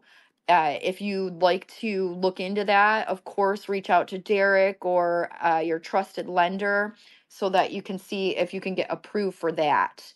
I'm not sure. I haven't seen NeighborWorks come into our sessions here, but while we're talking about nonprofits, I wanted to bring them up. They are a longtime supporter of Homeownership Day, and Sarah with NeighborWorks I know she's like in between her son's baseball games today, but I just wanted to highlight them really quick because they are such a long-term Homeownership Day supporter. They also do workshops in Orange County. A lot of them are virtual now, but we'll tweet out a link to the different workshops that NeighborWorks OC has going on. If you're listening from another state, NeighborWorks is a like nationwide nonprofit that helps people get into homeownership and educate them about the different ways that you can get approved for a property or save your home if you're in foreclosure. So take a look at the tweet that we'll send out about the different the different programs that NeighborWorks OC has happening this year. It looks like they have about one every month or two, and it used to be where you'd go into their space to do these workshops, and it looks like now they're doing them online. So more stuff that you guys can do in your pajamas, right? Which can sometimes be easier. Okay, and then I've been pinning these links at the top as well, Angie. For anyone listening, there's quick links at the top. Ask Angie account has been retweeting them out, and then I've been retweeting them from this account as well as pinning them at the top. So feel free to quickly access any of these subjects there. Thank you, Alan. I always appreciate you handling the technical stuff because it gets me all frazzled when I gotta multitask too hard here. But I love it that you guys have joined us today. And as we're kind of coming into the back end of this 2025 homeownership day, I wanted to highlight international purchases. Of course, on an election year, we always have people that say they're leaving the country, right? And not only that, it's international buying has really picked up in the last decade. So that's something that I just wanted to kind of highlight. We have, really cool sessions this year about that. And one of the reasons that Homeownership Day is 14 years running is because we help you guys open up these new avenues of thought and ways to actually turn your real estate dreams into reality. So this year, we're highlighting the Dominican Republic and certified international property specialist Dominique Donzier. She is the reason I came to know Dominique is actually because I referred her a client. One of my investors took a vacation to the Dominican Republic last year, and he called me when he came home and he said, Angie, I love it there. I need to get a property there. So that was how Dominique and I came to know each other. And she's just been such a wealth of information to him that I wanted to put her on camera and, do an interview about buying in the Dominican Republic. So if you guys have any interest in that, definitely download her session, enroll in her session on the sessions page. It's really just a cool place that's up and coming. And yeah, it's the more places that you can own property, the more excuses you have to travel. And I am always looking for an excuse to travel. So, Dominican Republic is something that you might want to check into. And then another one that we have this year, we've got two international features. Our other one is Harris Kaloupias, and he presented on how to buy property in Greece. I keep seeing all my Facebook friends, well, not all of them, but a good portion of my Facebook friends have been traveling to Greece. It's still on my bucket list. I have not got there yet, but I'm gonna someday. And I wanted to know more about buying property there and share those details with you. So, if you I would say Harris's presentation is one of the best homeownership day presentations I've ever seen. He just did such a good job of breaking it down in the different areas and the different property types and actual examples of some properties that you could buy in Greece now, what type of things to look out for, and just tips and secrets about how to buy property in Greece.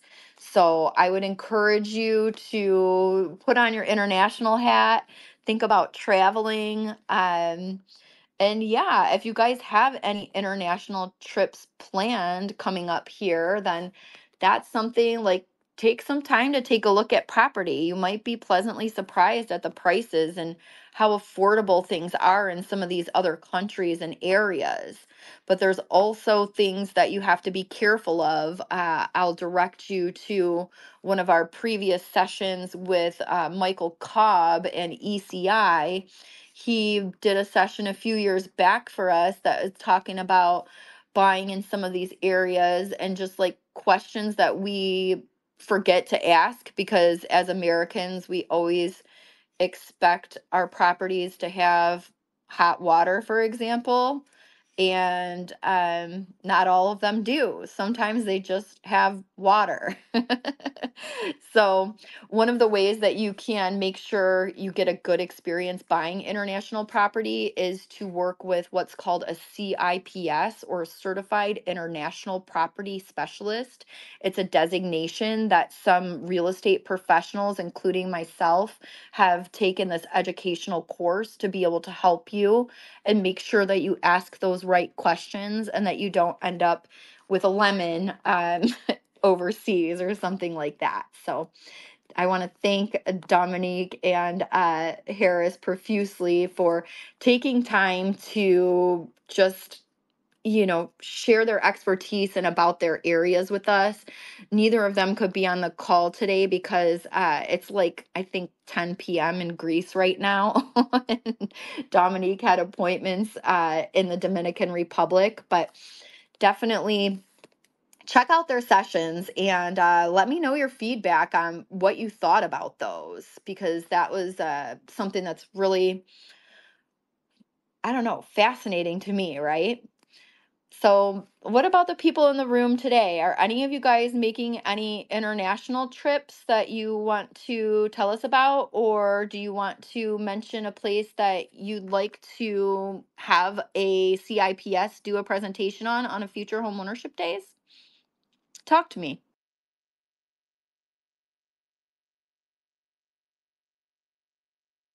The list of places I'd love to visit is would take up all the time we've got left. But as far as buying property anywhere, I never really even considered that, like kind of planning and preparing for that before going on a trip somewhere to visit, because you could, multitask and go and view the property, get to know the property owner, things along those lines, handle local logistics that need to be handled and all that while you're there, kind of multitask your vacation, which I think most people probably wouldn't do, but I totally would. I definitely do it. I make a point every time I schedule international travel to find a real estate agent in that particular country or area and interview them. So if you are on my YouTube is called Home Buying Registry. If you guys go on there, you can see interviews with Sarah Adi from Jamaica. She gave some great information about buying property in Jamaica. I've got one about Iceland and Pal Paulson. He, gosh, Iceland was one of my favorite trips ever, you guys, and I did not expect to like being in that cold space, but oh my gosh, it was just breathtaking. Oh my goodness. So that was a really cool interview. I've got one about Costa Rica and Spain and some other areas. So it's right off to me.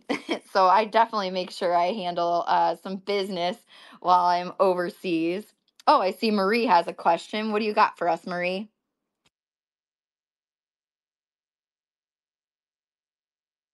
My All right, I don't know if my mic is turned off. I have a cold. I'm very sick also, but We one can of the hear you. things I think Andrew and I would love to do is, when we were looking in Norway, although didn't end up migrating there at this point, I think we'd still like to own a house there and start short-term rentals there. It's very similar to Colorado in kind of the way that they do things and how the market is going. And so that's definitely an avenue that I think that we will continue to look into pursuing of buying real estate in Norway. I was just talking to another friend that has relatives in Norway last night, Marie, and they were mentioning similar things, that it's just such a neat area and it could have really good potential for vacation rentals. So I encourage you to keep on with that dream and that goal. Sometimes we have goals that take a long time, right? They don't happen right away, especially when it's a big purchase like real estate. Oh yeah, definitely. I mean, and we stayed in plenty of Airbnbs when we were out there.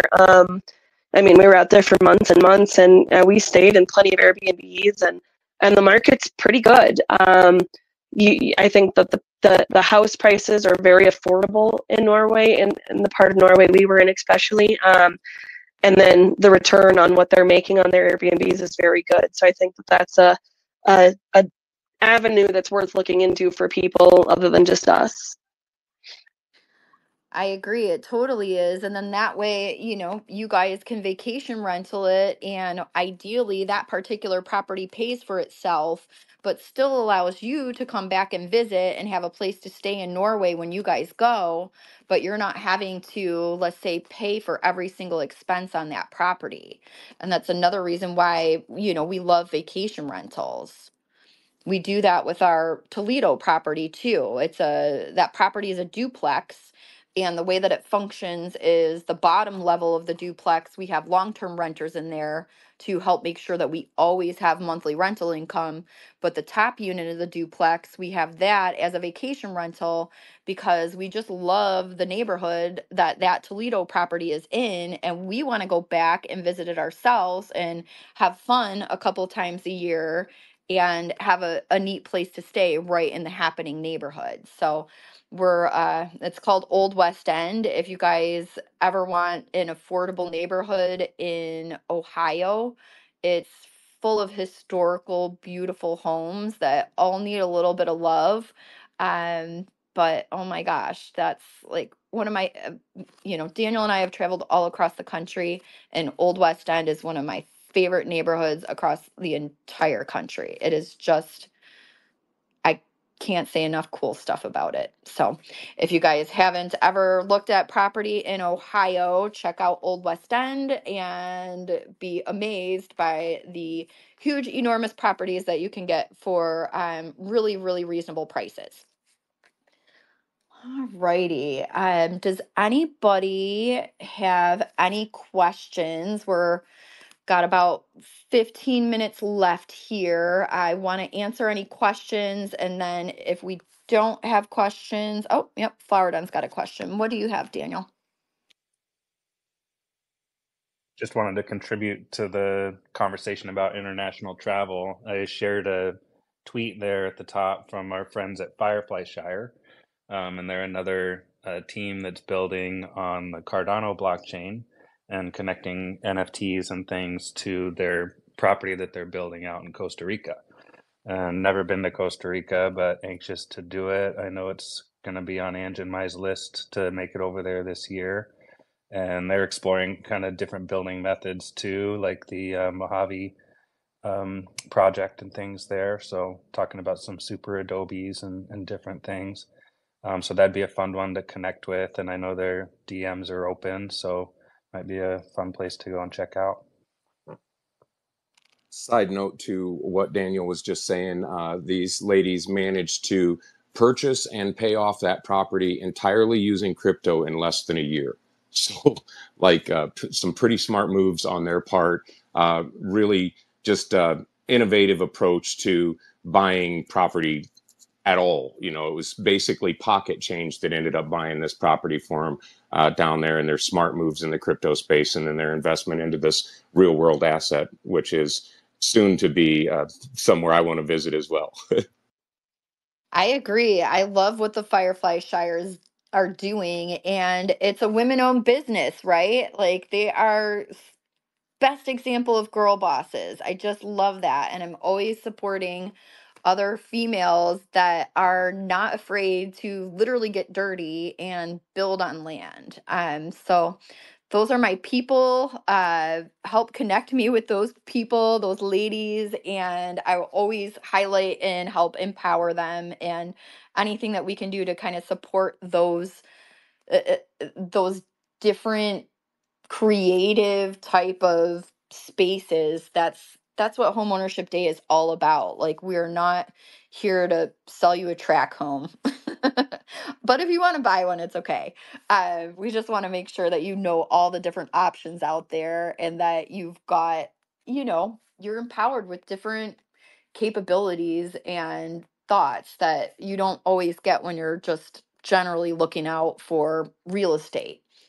um Really quick, I want to talk about buyer's agency rules that have changed.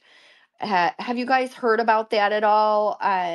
It's something that just passed law-wise last year, and it's one of the biggest changes that we've seen to real estate in general over, I would say, the last like 30 years. So rather than having kind of like a handshake now of this buyer's agent that you would be working with, the new laws, they affect you no matter what state you're listening from.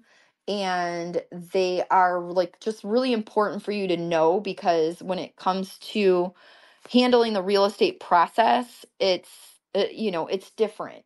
So one thing to just expect now is when you start to engage with a real estate agent, agency agreements are, as I said, no longer handshake style.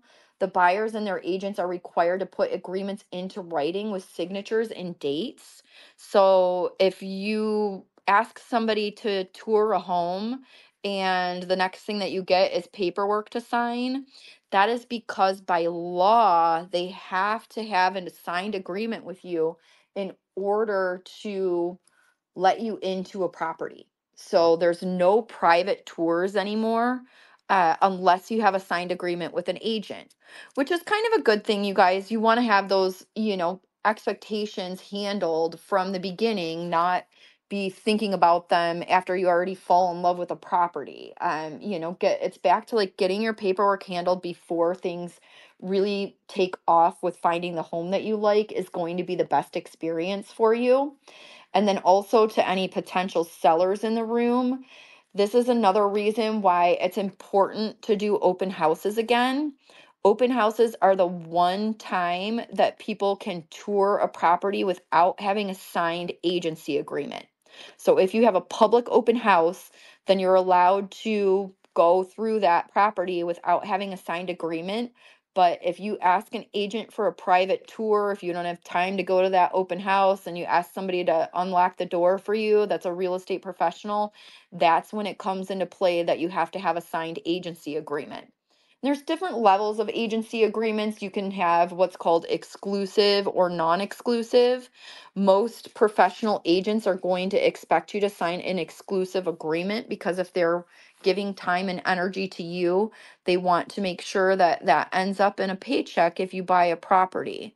So that's probably the best experience for you as well as a buyer is to find an agent that's a good match for you.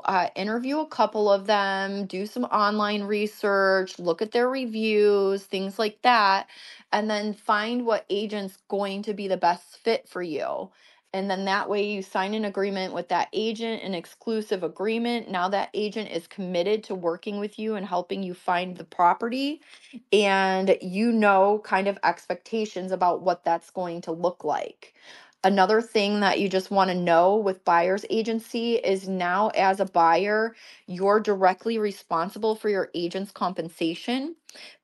This is totally different than how it's been happening throughout the years in real estate. Before it was a seller signed a listing agreement and that seller agreed to pay the listing agent X amount of dollars or percent and the buyer's agent X amount of dollars or percent. And that used to be done because they figured, well, the buyer is paying all this money out of their pocket for the down payment and they don't have any extra money to pay for the agent compensation. But there was a big lawsuit that sellers thought that that was unfair, and it came to be that that's what the courts decided, that it was just more transparent if the buyers were directly responsible for their agent's compensation. And I know that statement can seem discouraging and unfair if you're a buyer because you're like, I can't even afford it right now. So I want to press to you that it's not as big of a deal as it seems because most good buyer's agents still negotiate with the seller to pay their compensation. So what you need to do with that is just have a conversation with your agent if you can or cannot afford to pay their compensation directly and let them know. And if it's not something that you can do, that's okay. They will work their butt off to negotiate with the seller to pay that compensation. And what I've been seeing in the space is 90% of the time that compensation is still covered by the seller. And this has only been in effect for about 6 months or so, but I just want you guys to know that it's a big change. So if you have any questions, don't hesitate to reach out to your real estate professionals, ask them how it works. You can DM me, ask me questions. I'm happy to help you understand that. Do I have any questions about that really quick while we're Yeah, is that just strictly in California, or is that nationally that that the seller is legally bound to kind of pay the commission. It's the buyer now, not the seller, and it is national. So this is Or not yeah, like that's what I meant to just a say. Yeah. California thing. So if you want to buy a home, this is something that you want to expect and, kind of budget for, but also do not let that stop you from trying to buy a home, you guys. A good agent knows how to negotiate their compensation with the seller. And if you bring a quality offer to the seller, it is like I mean, I don't want to say guarantee, but let's just say like 90% of the time, if that seller gets the price that they're looking for, then they're going to be willing to pay the compensation of the buyer's agent. So don't let it worry you, but just let it be something that you know and understand and are prepared for. And that's part of why we do Homeownership Day is we talk about these changes in real estate and what's going on, so that people just have an understanding of like what to expect throughout this process, because buying real estate is a process, right? And it's hard to know it all and understand it all. But it's we've only got a few minutes left of our space here, so I just wanted to thank everyone again for your time to join in on Homeownership Day today. I want to thank our sponsors, Flower Den Retreats and Vow to Save. Flower Den, do you want to talk for another minute or so about you know what you've got going on?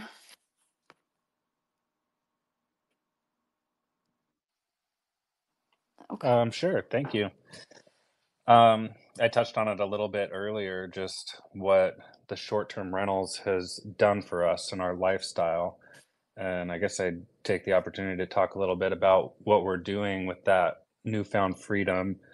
With Alan, we're working on what's called the Caravan, and Ange and I are getting ready to head out to New Mexico here within the month and connect with a few other captains that have their own rigs. And we're traveling cross country to connect with other property owners, consult with them on how they want to design their space and what workshops and things that they want to offer out of it, along with kind of hitting different meetup groups and um, educating people on blockchain and how that can affect their businesses and things.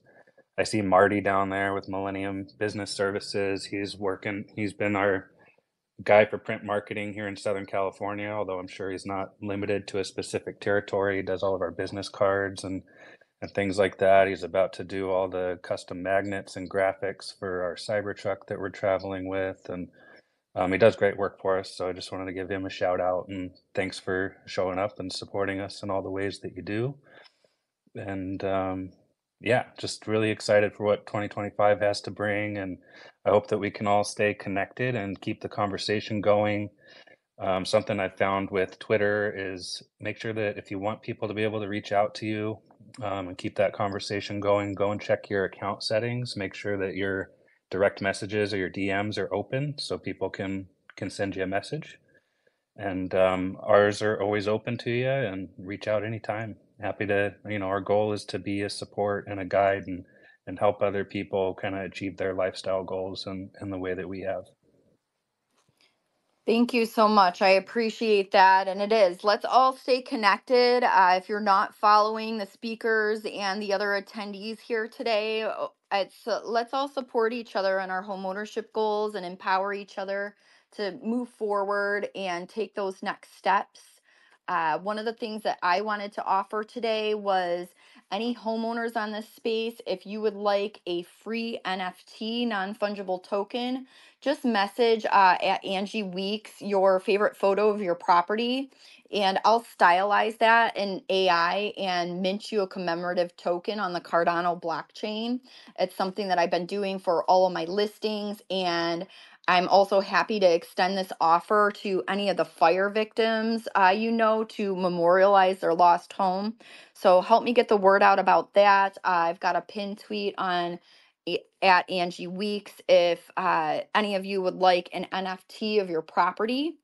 I just want to thank you guys again for attending. I know that this is a couple hours out of your Saturday, but our goals are to empower you. The more you know and understand about real estate, the more you're going to be likely to purchase it and let it kind of expand your financial portfolio. So, thank you again to everybody that's been on the space today. Thank you, Alan, for helping us with the technicals.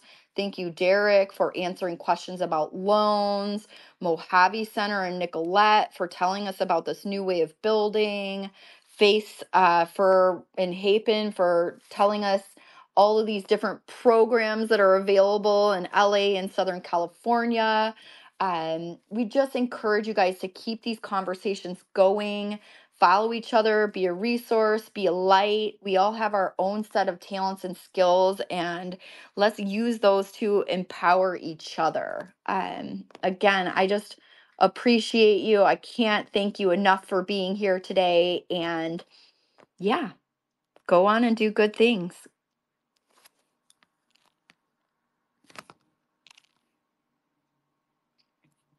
I'll go ahead and end the space now, but thank you again for your time, everyone. Oh, I have one other thank you. I want to thank Anna, my assistant, for just helping on the Homeownership Day website with so many like video edits and all of those things. Like these things don't magically get up and online. So CalCoast, Anna, Doug, you guys are Homeownership Day's backbone.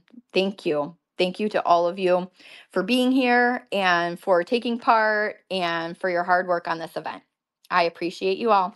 Have a beautiful Saturday, you guys.